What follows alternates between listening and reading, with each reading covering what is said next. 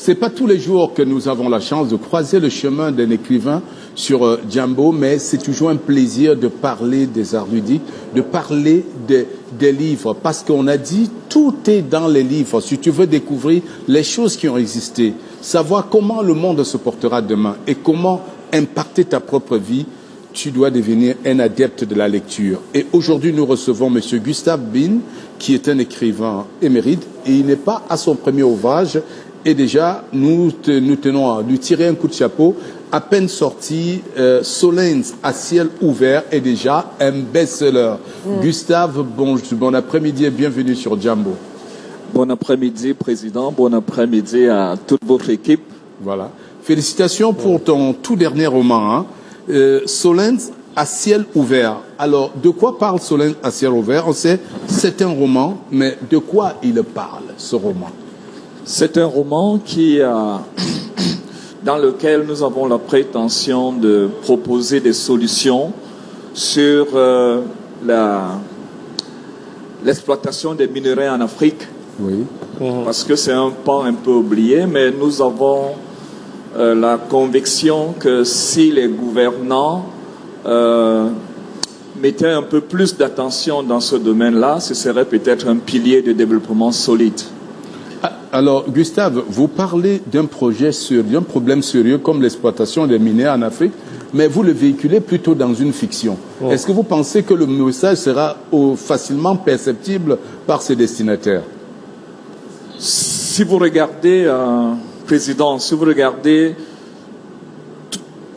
toutes les histoires qui sont, toutes les solutions qui sont recherchées derrière les productions de Hollywood, vous allez vous rendre compte que derrière tout ça, il y a d'abord une histoire de fortune, il y a une histoire de minerais, il y a une histoire de pétrole, il y a une histoire de grand armement, et c'est pour ça que les gens courent dans le monde. Voilà. On dit, si tu veux savoir à quoi ressemblera le monde dans quelques années, regarde les dernières productions de Hollywood. Ah, donc c'est dans cet élan que tu as produit ce roman qui peut être décliné au cinéma.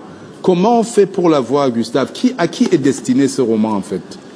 Bon, ce roman est destiné à tous les citoyens. Voilà. Tous les citoyens de ce pays, tous les citoyens des pays d'Afrique, où depuis le XVIe siècle, on raconte qu'il y a des minerais qui sont dans nos régions et des gens attendent que ce soit exploité. Mais aussi, il y a beaucoup de problèmes autour de l'exploitation de minerais. Dans ce roman, je mets des intrigues qui permettent de pouvoir anticiper sur des problèmes si jamais on commençait à exploiter l'or de Zeka, ou alors la bauxite de Fungo Tongo, ou alors le cobalt de Kelgana, ou le diamant de Kisangani.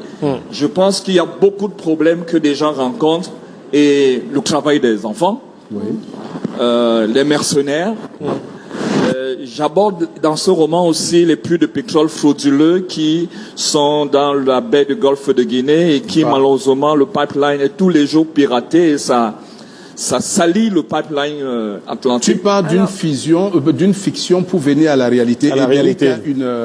Exactement. Je vois que ce roman a été préfacé par Cyril Bogico et vous avez dédié ce roman à votre grand-mère Esther et à maman Odette. Oui. Alors, au-delà de l'inspiration divine, il y a aussi la sagesse de ces femmes. Quel rôle ont-elles joué auprès de vous pour l'écrire, ce roman? Grand-mère Esther, c'est ma grand-mère à moi. Elle a été réfugiée politique au Ghana. Elle était pendant les premières heures militantes de l'UPC.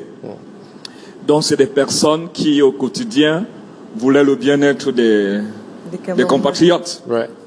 Et derrière, il y a ma mère, maman Odette. Mais beaucoup plus, j'ai dédié ce roman aux gouvernants. Si vous lisez la suite, aux gouvernants d'Afrique, des pays qui abritent ces minerais.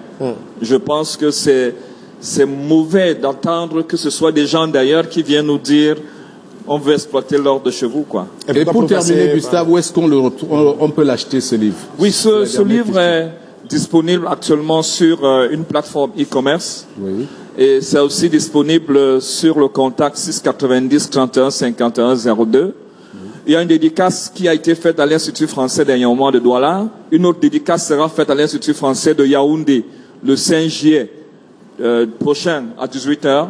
Ouais. Et j'invite toutes les personnes de Yaoundé, l'armée et les citoyens à venir déguster ce moment de littérature. Merci Gustave Bigne d'être venu sur notre plateau présenter ton livre Solens à ciel ouvert.